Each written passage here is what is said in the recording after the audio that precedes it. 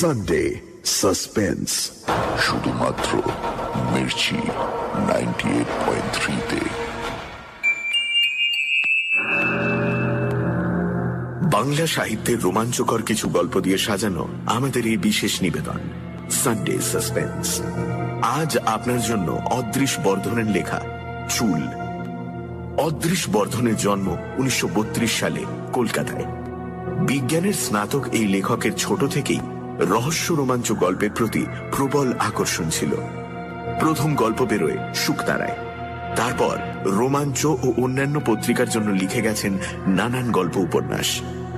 এদেশের কল্পবিজ্ঞান কাহিনীর প্রথম পত্রিকা আশ্চর্যর প্রতিষ্ঠাতা ও সম্পাদক হন 1961 সালে। আজকের গল্পটি আমরা নিয়েছি রঞ্জিত চট্টোপাধ্যায় সম্পাদিত নির্বাচিত ভূতের গল্প এই বইটি থেকে। প্রধান চরিত্রে বিবেক, আশিস ও সুমিতা। গল্প পাঠে মীর ও সমক। গল্পের সূত্রধার দীপ। শুরু হচ্ছে চুল।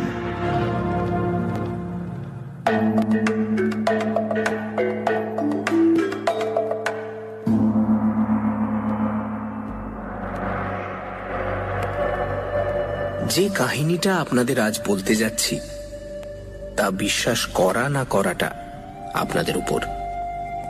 কেননা নিজের মনেই বিশ্বাস উৎপাদন করানোর মতো যুক্তি আমি আজও খুঁজে পাইনি। বেশ কয়েক বছর আগেকার কথা। সালটা খুব সম্ভব 1932। রাত 10:30 বেজে গেছে।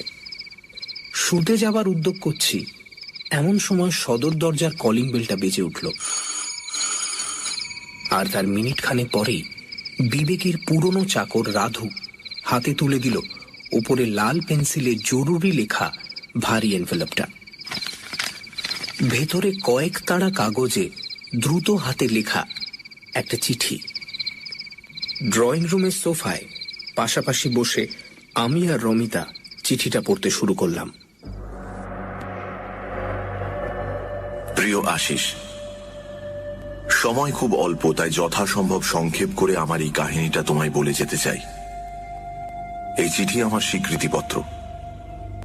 প্রয়োজন হলে যথাস্থানে এটা হাজির করার অধিকারও তোমার রইল। প্রায় বছর খানেক আগে ফ্রি স্কুল স্ট্রিট ধরে বাড়ি ফিরছিলাম। রাত তখন প্রায় 9টা। আশপাশের কয়েকটি দোকান বন্ধ হয়ে গেছে, আরো কয়েকটি বন্ধ হচ্ছে। এমন সময় হঠাৎ চোখ পড়ল একটা কিউরিওর দোকানের ওপর। দোকানটা খুব বড় নয়। বাইরের ধুলো পড়া কাচের শোকেসে পুরনো আমলের বহু দর্শনীয় বস্তু থরে থরে সাজানো। জানোই তো আমার হবি কি। দাঁড়িয়ে পড়লাম সেখানে। শোকেসের একেবারে পেছন দিকে একটা শেলফের উপর দেখলাম একটা গোলাকার তামার ডিবে। ডিবেটার আকার মোটেই পাউডার কেসের মতো নয়। আর বোধহয় সেই কারণেই জিনিসটার উপর আমার দৃষ্টি আকৃষ্ট হয়েছিল প্রথম থেকেই। সঠিক কি কারণে জানি না, বোধহয় এরকম কোনো বাক্স ইতিপূর্বে দেখিনি বলেই দাঁড়িয়ে দাঁড়িয়ে সেটা খুঁটিয়ে খুঁটিয়ে দেখতে লাগলাম। শোকেসের কাঁচটায় ময়লা এমনই পুরু হয়ে জমেছিল যে সে আস্তরণ ভেদ করে আমার দৃষ্টি ভেতরে ভালো করে প্রবেশ করতে পারছিল না। তাই জিনিসটাকে একবার হাতে করে দেখবার জন্য দোকানের ভেতর ঢুকলাম। কাউন্টারের পেছন থেকে এগিয়ে এলো অবিশ্বাস্য রকমের বৃদ্ধ এক চীনাম্যান। ওয়েলকাম বাবু, ওয়েলকাম। ভাঙা ভাঙা ইংরেজিতে সে আমায় কৌটো সম্বন্ধে অনেক কথা বলল। ডিবেটা ছিল বেশ ভারী, আগাগোড়া তামা দিয়ে তৈরি, গোলাকার, 4 ইঞ্চি উঁচু আর ব্যাস প্রায় 3 ইঞ্চি। ভেতরে একটা কিছু জিনিস নিশ্চয়ই ছিল, কেননা ঝাঁকানি দিলে ভেতরে সেটা নড়ে ওঠার শব্দ শুনতে পাচ্ছিলাম। কিন্তু কৌটোটাকে কেউ নাকি আজ পর্যন্ত খুলতে পারেনি। চীনাম্যানটি এটি কিনেছিল চট্টগ্রাম থেকে সদ্য আসা এক জাহাজের খালাসির কাছ থেকে। কিন্তু পৃথিবীর কোন অংশ থেকে ডিবেটির আবির্ভাব ঘটেছে সে সম্বন্ধে কোনো তথ্যই সে আমায় দিতে পারল না। You gave me only 2 rupees, sir. 2 rupees. আমি তাকে 1 টাকা দিলাম। ডিবেটি নিয়ে বাড়ি ফিরে সিধে গেলাম আমার ছোট্ট ওয়ার্কশপটায়। প্রথমেই কৌটোটাকে ঘুরিয়ে ফিরিয়ে ভালো করে জোর আলোয় পরীক্ষা করলাম। সেটার গঠনভঙ্গি থেকেই মনে হলো বহু পুরনো আমলের সামগ্রী সেটি। এমনকি ডিবেটা তৈরি করার সময় লেদের ব্যবহারও করা হয়নি, আগা গোড়া হাতে তৈরি। কৌটোর ঢাকনির ওপর এক সময় একটা কিছু খোদাই করে লেখা হয়েছিল, কিন্তু উকো দিয়ে ঘষে সেটুকুও তুলে ফেলা হয়েছে। এরপর আমার কাজ হলো ডিবেটার কোনো ক্ষতি না করে ঢাকনাটিকে খোলার ব্যবস্থা করা। ডালাটা এমনই এঁটে বসে গেছিল যে শুধু হাতের জোরে অথবা কোনো মামুলি পদ্ধতিতে তা খোলা অসম্ভব। অতএব বিজ্ঞানের শরণ নিতে হলো। প্রথমেই আমি ডিবেটার ডালার নিচের দিক করে এক ডিশ গ্লিসারিনে 1 হপ্তাহ চুবিয়ে রাখলাম। ইতিমধ্যে তামার পাত কেটে তৈরি করে ফেললাম 2টি কলার, একটা কৌটোটির জন্য, অপরটি কৌটোর ঢাকনির জন্য। 7 দিন কেটে যাবার পর আমি নাট স্ক্রু দিয়ে কলার দুটোকে বেশ শক্ত করে লাগিয়ে দিলাম। তারপর কৌটোটিকে ভাইসে চেপে ধরে কলারের ওপর হাতুড়ি ঠুকে ঢাকনিটাকে ঘুরিয়ে দেবার চেষ্টা করতে লাগলাম, কিন্তু ঢাকনিটা ঘুরল না। তখন উল্টো দিকে হাতুড়ি ঠোকা দিতেই তৎক্ষণাৎ ঘুরে গেল ডালাটা। বুঝলাম আজ পর্যন্ত কেন কেউ এটা পেঁচিয়ে খুলতে পারেনি। কৌটোটার প্যাঁচ সাধারণ নিয়মের সম্পূর্ণ উল্টো। ডান দিকে ঘোরালে তবে সেটা খোলে। মনে পড়ল বহু বছর আগে এইরকম উল্টো নিয়মেরই প্রচলন ছিল। যাই হোক, ধীরে ধীরে ঢাকনিটা ঘুরিয়ে দিতে লাগলাম। অতি সাবধানে হাত দুটি সামনে এগিয়ে ধরেছিলাম ডিবেটা, কেননা ভেতরে এত বছর ধরে কি জিনিস যে লুকিয়ে আছে তা তো জানি না।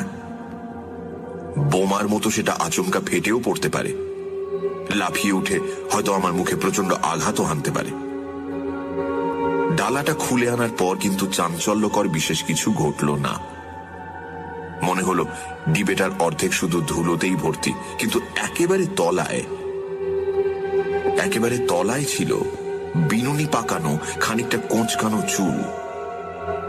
সিধে করে ধরলে লম্বায় সেটি প্রায় 9 ইঞ্চি আর প্রায় একটা পেন্সিলের মতো মোটা। বিনুনির 2-1টি পাক খুলে দেখলাম অতি সূক্ষ্ম শত শত চুলের সমষ্টি ছাড়া আর কিচ্ছু সেখানে নেই। কিন্তু চুলগুলির ওপর নোংরা এমনই জমাট বেঁধে রয়েছে যে উল্লেখযোগ্য আর কিছুই দেখতে পেলাম না। সুতরাং সেগুলোকে পরিষ্কার করাই হলো আমার পরবর্তী কাজ। প্রথমে জল মেশানো পাতলা হাইড্রোক্লোরিক অ্যাসিডে ডুবিয়ে রাখতে চুলের তেলতেলে ভাবটা চলে গেল। তারপর কাপড় কাচা সোডার জলে ডুবিয়ে রাখতে চুলে আর অ্যাসিডের অবশিষ্ট লেগে রইল না। এরপরে ডিস্টিলড ওয়াটারে বেশ করে ধুয়ে অ্যালকোহলে ডুবিয়ে তুলে নিলাম, ফলে জলকণা মুক্ত হলো চুলগুলি। সব শেষে ইথারে ডুবিয়ে দিলাম বিনুনিটা। ইথার থেকে যখন চুলের গোছাটা সবই তুলেছি, এমন সময় খবর এলো যে ফোনে আমায় কে ডাকছে। সুতরাং হাতের কাছে প্রথমেই যে পরিষ্কার জিনিসটা পেলাম সেটা এক টুকরো সাদা কার্ডবোর্ড, তার উপরেই পিন দিয়ে বিনুনিটা গেঁথে চলে গেলাম ফোন ধরতে।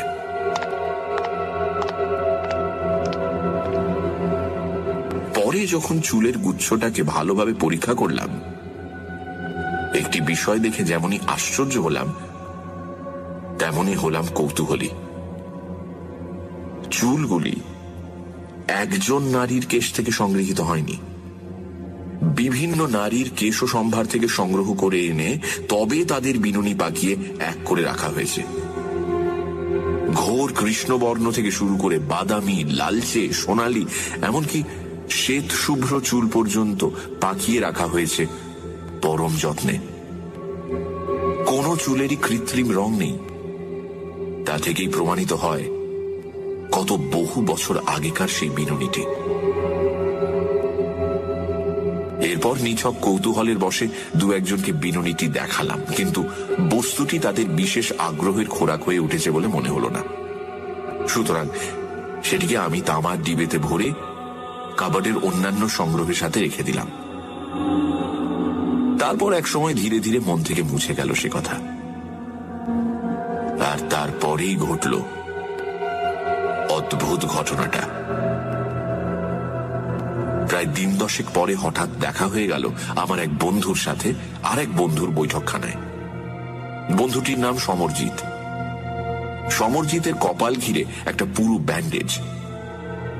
স্বভাবতই জিজ্ঞেস করলাম তার মাথায় কি হয়েছে, কিন্তু তার উত্তর শুনে অবাক হয়ে গেলাম। মাথায় যে তার কি হয়েছে তা সে নিজে তো জানেই না, এমনকি তার ডাক্তারও জানে না। চা খেতে খেতে আচম্বিতে সে ধড়াস করে পড়ে যায় মেঝের ওপর, নিস্পন্দ দেহ থাকে পড়ে। বেজায় ভয় পেয়ে গিয়ে তার স্ত্রী তৎক্ষণাৎ খবর পাঠালে ডাক্তারের কাছে। মিনিট 5 মধ্যেই চেতনা ফিরে আসতে উঠে বসে জিজ্ঞাসা করল সমরজিৎ যে কে তার কপালে মারল। কিছুক্ষণের মধ্যে সুস্থ হয়ে উঠল সে। শুধু কপালে তীব্র যন্ত্রণা বোধ ছাড়া আর বিশেষ কোনো অসুবিধে রইল না। কপালের যে জায়গাটায় যন্ত্রণাটা অনুভূত হচ্ছিল সেখানটায় ডাক্তার প্রথমে একটা লালচে দাগ ছাড়া আর কিছুই দেখতে পেল না। দাগটা ধীরে ধীরে স্পষ্ট হয়ে উঠছিল, ধীরে ধীরে পরিষ্কার হয়ে ফুটে উঠতে লাগলো দাগটা। শেষে মনে হলো কপালের ওই জায়গাটায় লাঠি দিয়ে হানা হয়েছে এক প্রচন্ড আঘাত। পরের দিন দাগটা সেই রকমই রইল, তবে দেখা গেল দাগটার চারদিকে বেষ্টন করে গোল ভাবে ফুটে উঠেছে থেঁতলে যাওয়ার মতো একটা চিহ্ন, নীলচে কালশিটের আভা। তারপর ধীরে ধীরে সব ভালো হয়ে আসতে লাগলো। ব্যান্ডেজ খুলে সমরজিৎ দাগটা আমায় দেখালো। গোলাকার কালশিটের মাঝে ঈষৎ বাঁকানো রক্তবর্ণ একটা দাগ ছাড়া আর কিছুই নেই। বিশ্রী কৃমি কীটের মতো লাল আভা নিয়ে প্রকট হয়ে রয়েছে দাগটা। ডাক্তারের মতে দুর্বলতাবশত হঠাৎ মাথা ঘুরে যাওয়ার ফলে পড়ে যায় সমরজিৎ। সেই সময় কোন রকমের মাথাটা ঠুকে যাওয়ার ফলেই এই বিপত্তির সৃষ্টি। ডাক্তারের যুক্তিহীন মতের এখানেই সমাপ্তি। প্রায় মাসখানেক পরে সুমিতা বলল, সত্যি তোমার ওয়ার্কশপটা একটু গোছগাছ করা দরকার। মা গো, কি নোংরা। তাই নাকি?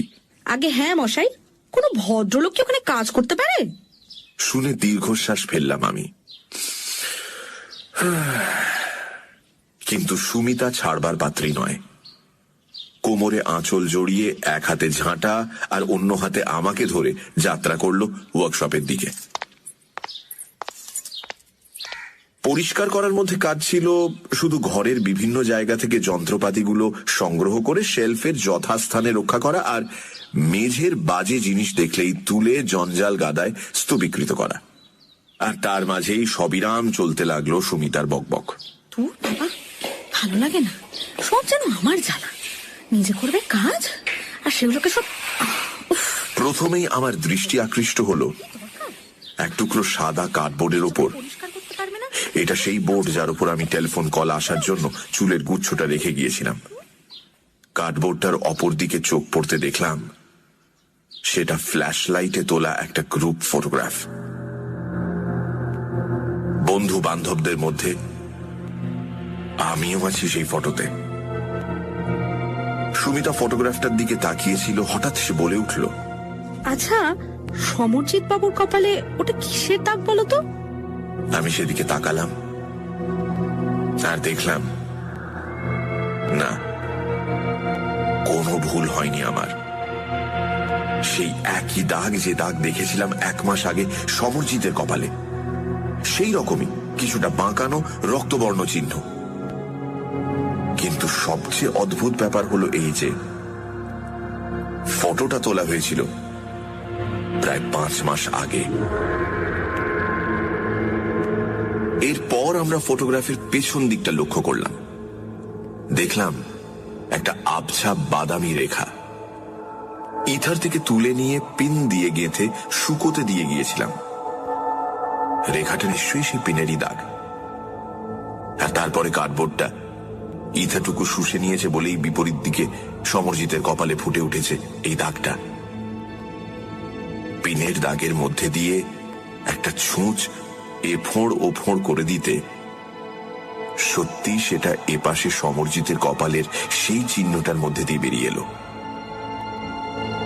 দুটো ঘটনাই একসাথে সংঘটিত হওয়াটা আপাত দৃষ্টিতে বেশ অদ্ভুত।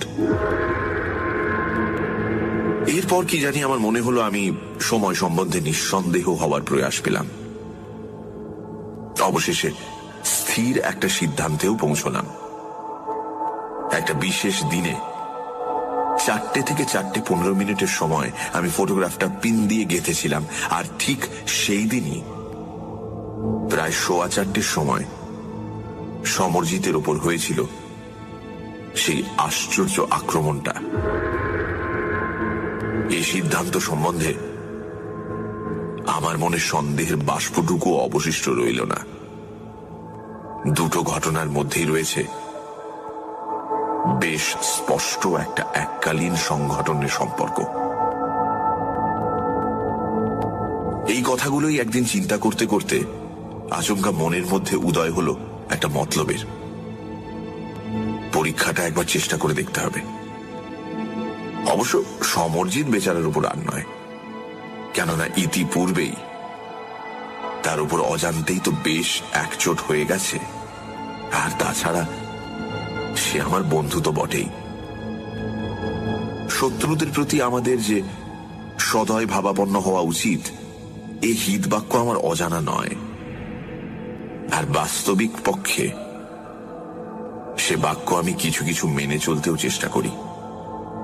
কিন্তু যেখানে এরকম একটা এক্সপেরিমেন্টের নিতান্ত প্রয়োজন হয়ে পড়েছে, যদিও সহস্রের মধ্যে একটিতে সাফল্য আসবে কিনা সন্দেহ, তবুও স্বভাবতই বন্ধু অপেক্ষা শত্রু মনোনয়নই শ্রেয়।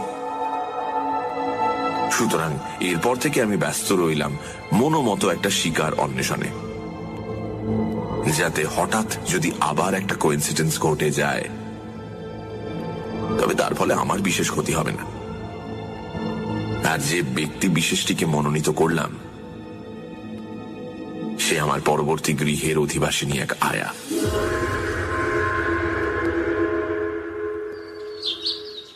বাথরুমের জানলা থেকে ওদের উঠোনটা আমরা দেখতে পেতাম। প্রায় লক্ষ্য করেছি শিশুটা যখন তার তত্ত্বাবধানে থাকতো আর আশপাশে যদি কাউকে না দেখা যেত, তখন শিশুটির সঙ্গে নিতান্ত অকারণে ব্যবহার করত অত্যন্ত হৃদয়হীনার মতো। অপরের বাড়ির দৈনিক ঘটনাবলী লক্ষ্য করা অবশ্য অত্যন্ত গর্হিত কাজ, কিন্তু অবোধ শিশুটার ওপর তার অযৌক্তিক নির্দয় আচরণ তুমি দেখলে নিশ্চয়ই এই অপরাধ থেকে আমায় মুক্তি দিতে। আমরা তো ওকে দু চোখে দেখতেই পারতাম না এর জন্য। আরো একটা ব্যাপারে মেজাজটা আমার তার উপর বিগড়েছিল। প্রথম যখন সে ও বাড়িতে এলো, বাগানের পাঁচিলটার উপর ঝুঁকে পড়ে গোলাপের গন্ধ শুকত। এতেই যদি ক্ষান্ত থাকতো তাহলে কিছুই হতো না, কিন্তু অনর্থক বোঁটা শুদ্ধ ফুলগুলো তুলতো আর ছুঁড়ে ফেলতো মাটিতে।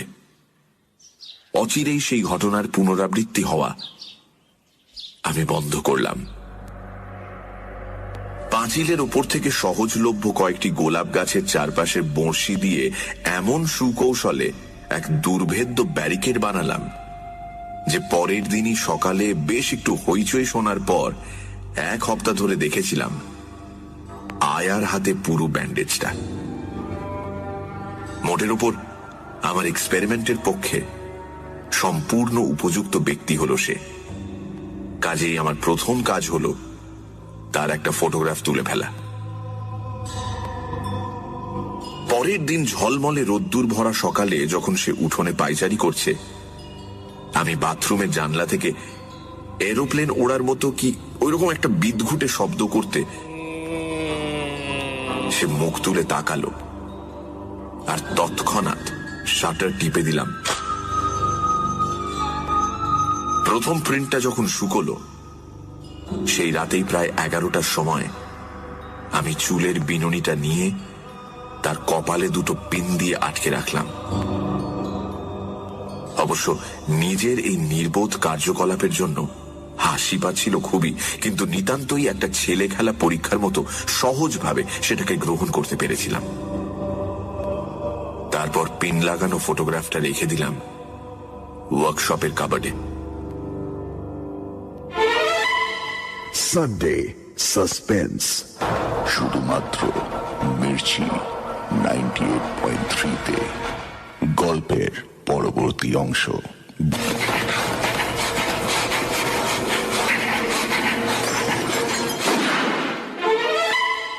Sunday suspense. শুধুমাত্র মির্চি 98.3-তে। সানডে সাসপেন্সে আজ অদৃশ বর্ধনের লেখা চুল। বছরখানেক আগে এক চায়নাম্যানের কাছ থেকে একটা তামার ডিবে কেনে বিবেক। ডিবের ভেতরেই সে খুঁজে পায় বিভিন্ন নারীর চুল দিয়ে পাকানো একটা বিনুনির গোছা। ধীরে ধীরে সেই চুলের শক্তি সম্পর্কে সে সচেতন হতে থাকে। যার ছবির ওপর এই চুল আটকে রাখা হবে তার উপরে আসবে এক গভীর আঘাত। না চাইতেই এক বন্ধুর কপালে সেই আঘাত এনেছে সে। এবারে দ্বিতীয় এক্সপেরিমেন্টের পালা। তার লক্ষ্য সামনের বাড়ির এক মহিলা আয়া। তারপর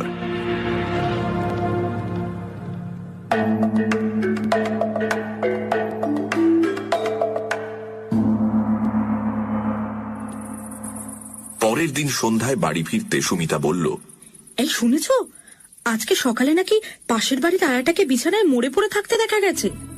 কি জানি বাবা, এই তো দুদিন আগেই দেখলাম, কথা হলো, বলো বৌদি কেমন আছো, আমি বুঝতেই পারছি না। আরো অনেক কিছুই গড়গড় করে বলে গেল সুমিতা। লোক, বাপরে বাপ। লোকজন এ ব্যাপারে বেশ চঞ্চল হয়ে উঠেছে, পুলিশ এসে জোর তদন্ত শুরু করেছে, ইত্যাদি ইত্যাদি। মনে হলো চোখের সামনে ঘরের দেয়ালগুলো ঘুরতে শুরু করেছে। কতক্ষণ স্তম্ভিতের মতো দাঁড়িয়েছিলাম জানি না। অবশেষে আত্মসংবরণ করে নিয়ে প্রশ্ন করলাম, কি সে মারা গেছে, কিছু শুনেছ? বুঝতেই পারছ, সুমিতা আমার এক্সপেরিমেন্ট সম্বন্ধে বিন্দু বিসর্গ জানত না। জানলে এ পরীক্ষায় হাত দিতে সে আমায় কখনোই দিত না। জানোই তো, কুসংস্কারের হাওয়া সব সময় তাকে কেমন ঘিরে থাকে। আমার সঙ্গে এতকাল বসবাসের পরও মনের অন্ধকার তার এখনো পুরোপুরি ঘোচেনি। যত তাড়াতাড়ি পারলাম সুমিতা চোখের আড়ালে যেতেই ওয়ার্কশপের কাবার্ড থেকে বার করলাম ফটোগ্রাফটা। আর জানি তুমি বিশ্বাস করবে না এই কথা, কিন্তু তাতে আমার কোনো ক্ষতি হবে না।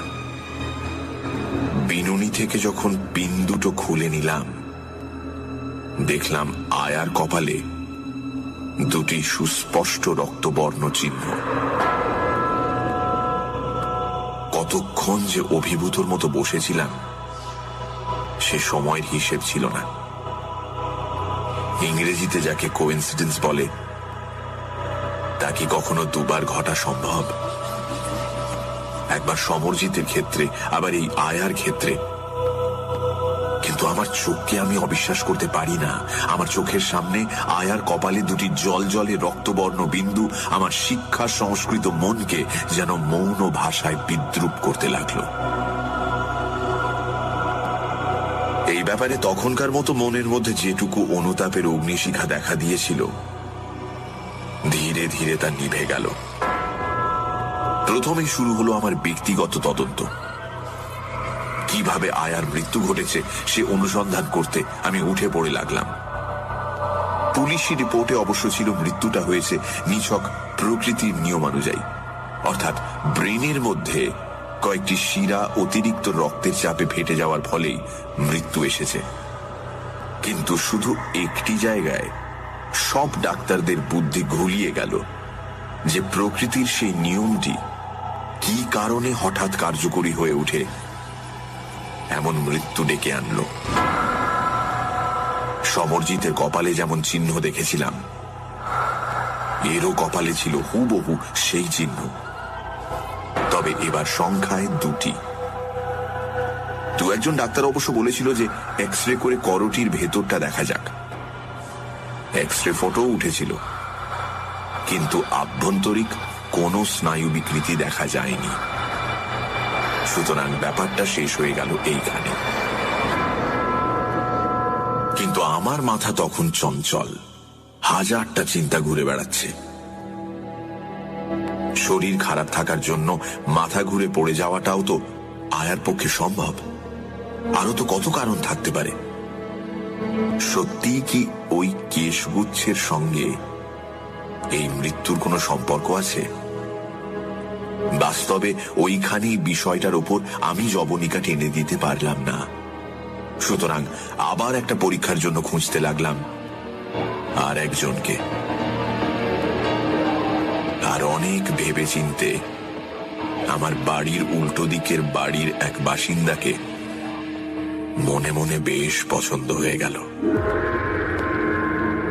লোকটি অবশ্য আয়ার মতো ততটা খারাপ ছিল না, কেননা নিষ্ঠুর প্রকৃতির মানুষ সে নয়, অন্তত নিজের ইচ্ছেই তো নয়। শুধু সারা দিন, বিশেষ করে গভীর রাত পর্যন্ত বেহালা বাজাবার এক বিদঘুটে নেশা তার ছিল। সুতরাং স্থির করলাম খুন করাটা উচিত হবে না, তার চেয়ে অল্পের ওপর দিয়ে একটু মজা করা যাক।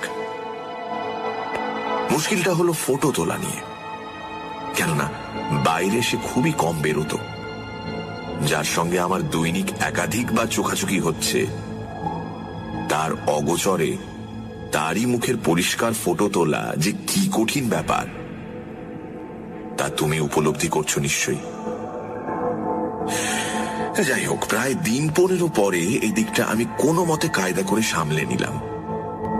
ফটোটা যদিও খুবই ছোট্ট হয়েছিল, কিন্তু পরে আমি সেটা বেশ বড় করে এনলার্জ করে নিলাম। সন্ধ্যের পর থেকে ওপরের একটা ঘরে বেশ অঙ্গভঙ্গি করে ছড়ি টানত ভদ্রলোক। এক নাগাড়ে টেনেই যেত, আর বিচিত্র সব রাগরাগিনীর স্বরলহরীতে ভরিয়ে তুলত আকাশ বাতাস। সুতরাং রাতের খাওয়া সাঙ্গ হলে আমি গেলাম আমার ওয়ার্কশপে জানলায়, অপেক্ষা করতে লাগলাম সেখানে। খেয়ে দিয়ে এসে লোকটি যখন আবার ছড়ি তুলল, আমিও তুলে নিলাম আমার চুলের গোছাটি। সে যখন ছড়ি ছোঁয়ালো বেহালার তারে, আমি বিনুনি দিয়ে স্পর্শ করলাম ফটোটি আলতো ভাবে। প্রথম যখন বিনুনিটা ছুঁয়ে গেল ফটোটা, ভদ্রলোকের বেহালা থেকে উত্থিত হলো এক বেসুরো শব্দ। এতে আমার মনটা তৃপ্ত হলো না। আবার ধীরে ধীরে বিনুনি ছোঁয়ালাম ফটোটিতে। এবার আর কোনো সন্দেহই রইল না। অত্যন্ত ক্ষিপ্রভাবে কাঁধ থেকে সে নামিয়ে নিল বাদ্যযন্ত্রটি এবং প্রায় মিনিট 5 ধরে ডাঙায় ওঠা মাছের মতো খাবি খেতে লাগলো। তার ছটফটানি দেখে মনে হলো নিঃশ্বাস যেন তার রুদ্ধ হয়ে আসছে। উদ্গ্রীব হয়ে দেখতে দেখতে আমি এমন অবাক হয়ে গেলাম, মনে হলো যেন আমার নিজেরও নিঃশ্বাস ক্রিয়া বন্ধ হয়ে আসছে।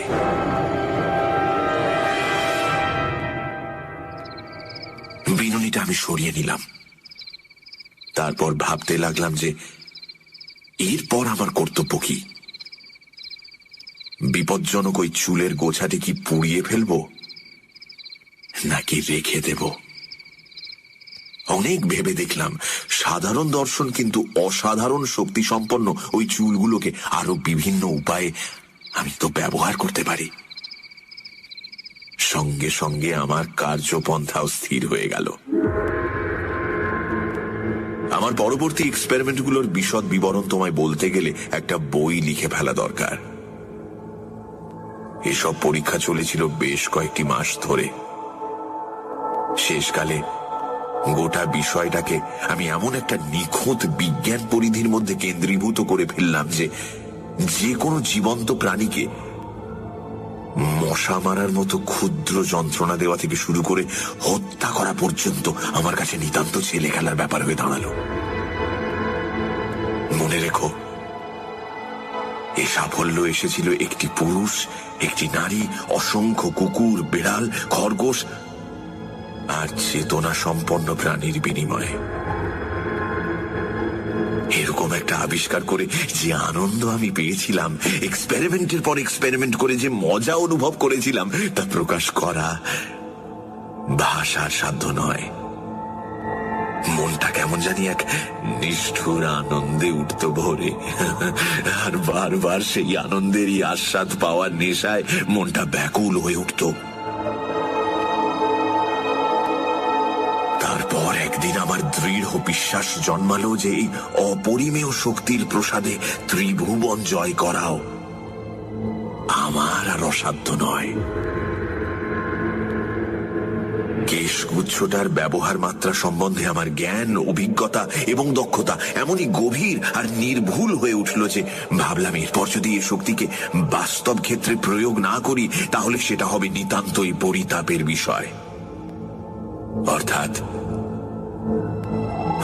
অন্যভাবে বলতে গেলে অধিক জীবন নষ্ট না করে অল্প সময় এবং অল্প প্রয়াসে সৌভাগ্য সূর্যকে মধ্য গগনে আনতে হলে এবার শক্তির বাস্তব প্রয়োগ নিতান্তই প্রয়োজন। ভেবে দেখলাম অপ্রিয় ভাজন আর অবাঞ্ছিত ব্যক্তিদের উপর ক্রমাগত শক্তির প্রয়োগ করতে গেলে সময় লাগবে অনেক। অর্থাৎ ধরা যাক যে লোকগুলোকে তুমি দুচক্ষে দেখতে পারো না, তাদের নামে মোটা টাকার ইন্স্যুরেন্স করে দিলে, এরপরেই তাদের মৃত্যু হওয়াটা নিতান্ত অস্বাভাবিক হয়ে দাঁড়াবে। সুতরাং অন্ততপক্ষে 1 বছর তো তোমাকে অপেক্ষা করতেই হবে। আর তাছাড়া কয়েকবার এইরকম মৃত্যু হওয়ার পর প্রত্যেকেরই মনে একটা খটকা লাগবে। তখনই কোম্পানির পেমেন্ট দেওয়া নিয়ে শুরু হবে হাঙ্গামা। ভাবতে ভাবতে আচমকা মস্তিষ্কের স্নায়ুগুলোর মধ্যে দিয়ে বিদ্যুৎ চমকের মতোই খেলে গেল এক অভিনব পরিকল্পনা। তোমার বোধহয় মনে থাকতে পারে যে কয়েক মাস আগে থেকে আমি রেস কোর্সের মাঠে যাতায়াত শুরু করেছিলাম, আর প্রতিটি বাজিতে মোটা টাকা ফেলেছি, তুলে এনেছি তার বহু গুণ অর্থ। তোমরা বলেছিলে হঠাৎ আমার উপর মা লক্ষ্মী সদয় হয়ে উঠেছেন, কেননা একটি বাজিতেও না হেরে স্বল্পকালের মধ্যে কয়েক লাখ টাকার মালিক হওয়ার এরকম নজির তোমাদের চোখে আর পড়েনি। কিন্তু আমার এই সৌভাগ্যের মূলে কি ছিল জানো?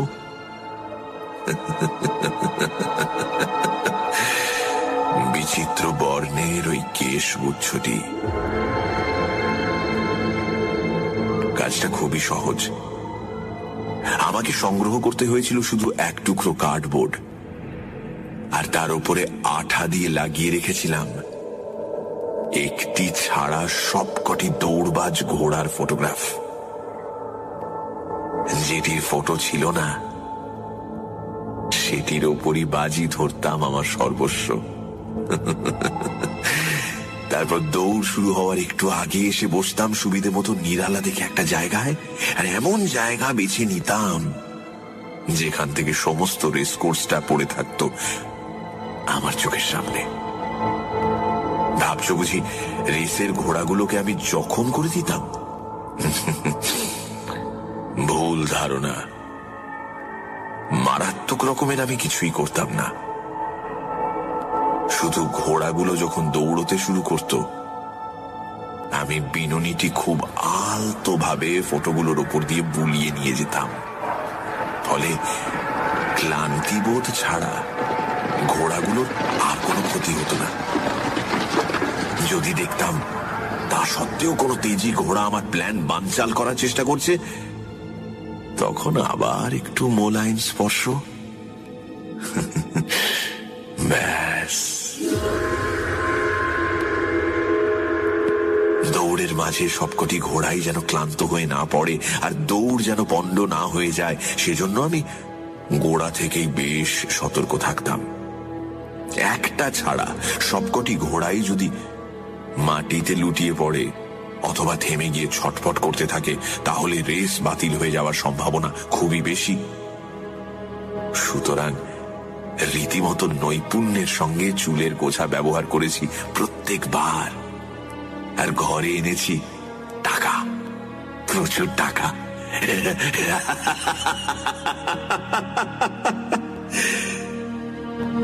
কিন্তু এজন্য আগে থেকেই আমায় দিতে হয়েছিল 3টি মহড়া, আর প্রতিটি হয়েছিল অতীব চমৎকার। এই সময় থেকেই আমার মানসতটে আছড়ে পড়তে লাগলো একটির পর একটি পরিবর্তনের ঢেউ। তোমার কাছে সবই আজ স্বীকার করতে বসেছি, গোপন কিছুই করব না। সাধারণ মধ্যবিত্তের অনটনের মধ্যে থেকে অপরিমেয় ক্ষমতা আর অর্থ প্রাচুর্যের মধ্যে এসে পড়লে পরিবর্তন আসাটা স্বাভাবিক। আমি যে শুধু বৈভব স্রোতেই গা ভাসালাম তা নয়, সেই সাথে বিস্মৃত হলাম আমার আজন্মের শিক্ষা, নৈতিক নিষ্ঠা। ভুলে গেলাম আমার চরিত্রের বলিষ্ঠতা আর আদর্শ, ভুলে গেলাম আমার বিবাহিত জীবনের কর্তব্য। আমি মদ ধরলাম। একদিনেই আসক্তি আমার আসেনি। মনটা যখন বেজায় খুশি হয়ে উঠত, তখন খুশির মাত্রায় আরো 2-1 পর্দার রং চড়াবার অভিলাষে 2-1 চুমুক রঙিন পানীয়ের আস্বাদ গ্রহণ করতাম।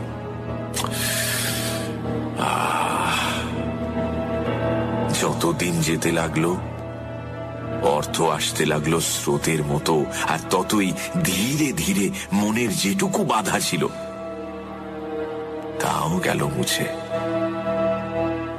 বিজয় গৌরবে উল্লসিত হয়ে মদ খাওয়াটা তখন প্রায় রোজকার কাজে দাঁড়িয়ে গেছে। এই জন্য কোনোদিন কোনো গ্লানি অনুভব করিনি। সুমিতা প্রথমটা ধরতে পারেনি।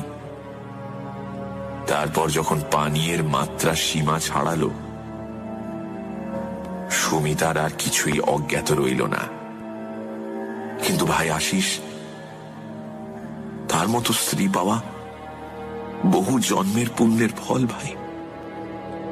সে রাগ করেনি, কড়া কোনো কথাও শোনায়নি, অভিমানও করেনি। শুধু গভীর 2টি বড় বড় চোখে নীল সায়রের মতো অশ্রুধারা দুলিয়ে আমাকে মিনতি করেছে। 2টি পা চোখের জলে ধুইয়ে দিয়েছে, কিন্তু তবুও আমার চৈতন্য হয়নি।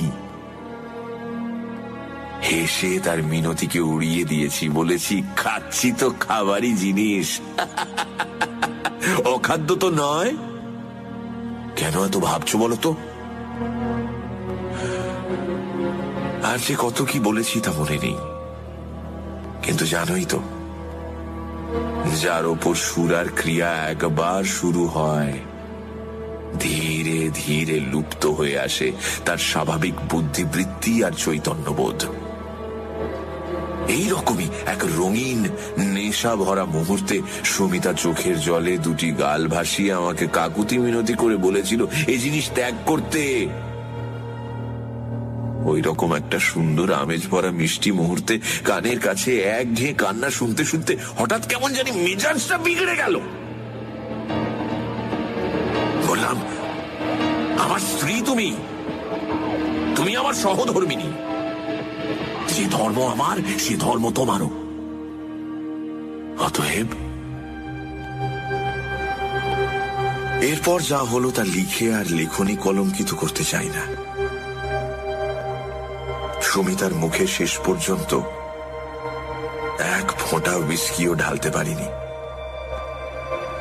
কিন্তু সেদিন তার যা মূর্তি দেখেছিলাম, জীবনে আর দেখিনি সেই মূর্তি। এখনো যেন চোখের সামনে দেখতে পাচ্ছি তাকে। তার মুখ কান্নার জলে ভেজা, চুল এলোমেলো, আর পরনের জামা কাপড় এদিক সেদিক। কণ্ঠে তার সে কি তীব্রতা! আমি বারণ করছি তো, আমি এসব মুখে ছোঁয়াবো না। ছাড়ো ওখান থেকে, ছাড়ো আমাকে। আমার ভালো লাগছে না, কিন্তু আমি বলে রাখলাম, আমাকে ছাড়ো। যেটুকু চৈতন্য আমার জেগেছিল এরপর সেটুকুও যেন লোপ পেল। সে কি বলেছিল মনে নেই, শুধু মনে আছে মাথার মধ্যে যেন দাউ দাউ করে জ্বলে উঠেছিল নরকের আগুন।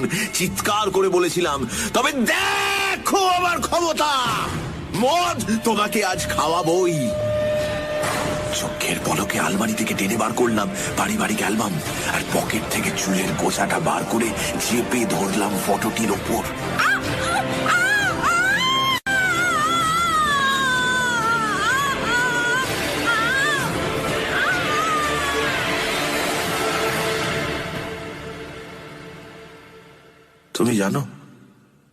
তুমি জানো ডাক্তার বলেছে হৃদরোগে আক্রান্ত হয়ে সুমিতা মারা গেছে।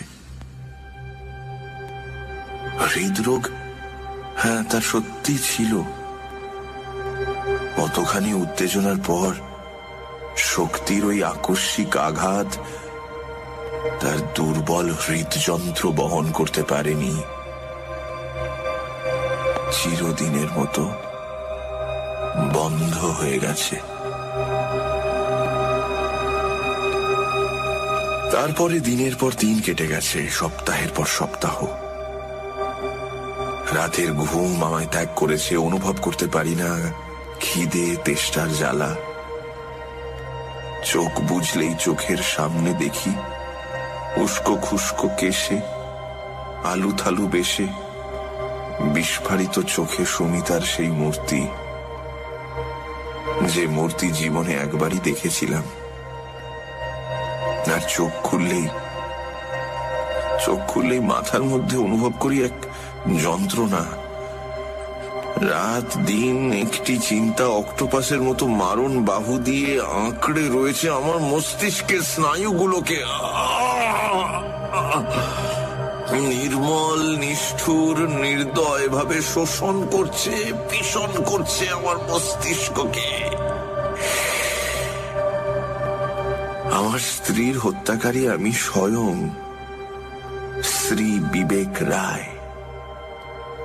এছাড়া আর কোনো চিন্তা আমার নেই।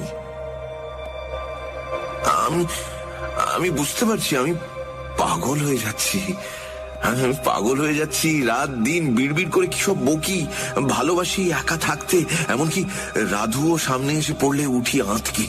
এই বুঝি সে ধরে ফেললো আমার অপরাধ।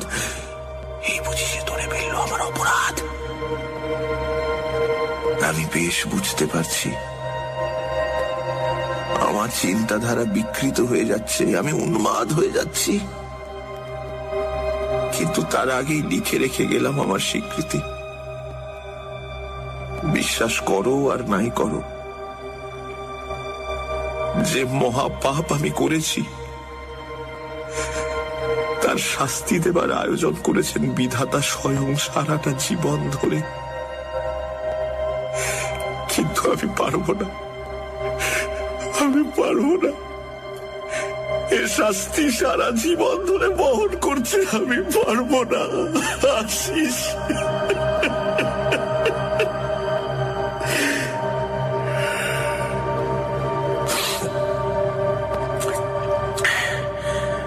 ইতি তোমার বিবেক।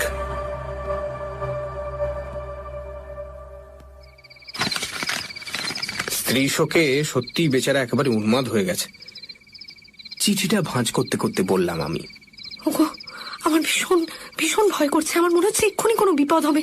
আমাদের এক্ষুনি এখান থেকে যেতে হবে। তুমি চলো প্লিজ, তুমি চলো এক্ষুনি। বলতে বলতে রমিতার দুই চোখ জলে ভরে ওঠে।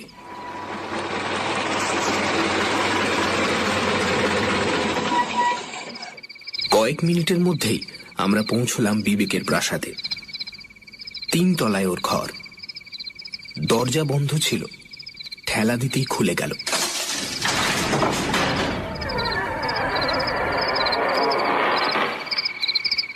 প্রথমে ঘরে কাউকে চোখে পড়ল না। নিবিড় নিঃশব্দে ঘরের আবহাওয়া থমথমে হয়ে উঠেছে। টেবিলের ওপর রাখা একটা টেবিল ল্যাম্পের মৃদু আলোয় রহস্য ঘন আধারিতে ভরে উঠেছে ঘরটা। চারদিকে ভালো করে চোখ বোলাতে গিয়ে দৃষ্টি পড়ল বিছানার উপর শুয়ে থাকা একটি দেহের উপর। এগিয়ে গেলাম। বহুদিনের দাড়ি গোঁফে মুখ আচ্ছন্ন থাকলেও বিবেককে চিনতে আমাদের দেরি হলো না। সে যেন গভীরভাবে ঘুমোচ্ছে, মুখটা শান্ত। কপালের ডান দিকে একটা বীভৎস রক্তবর্ণ ক্ষত চিহ্ন। চিহ্নটিকে গোলাকার ভাবে ঘিরে রয়েছে নীলচে কালশিটের সুস্পষ্ট দাগ। পাশেই পড়ে রয়েছে একটা ফটোগ্রাফ। আলোর কাছে ধরলাম সেটা। বিবেকের ফটো।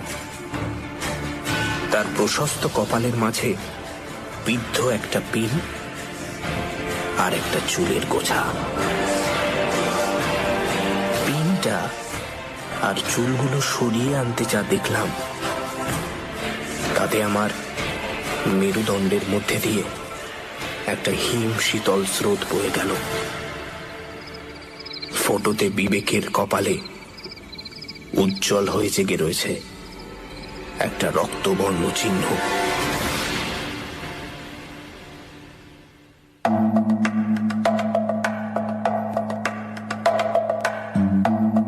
শুনছিলেন চুল, রচনা অদৃশ বর্ধন। গল্প পাঠে ও বিবেকের চরিত্রে মীর। গল্প পাঠে আশিস ও চায়নাম্যানের ভূমিকায় সোমক।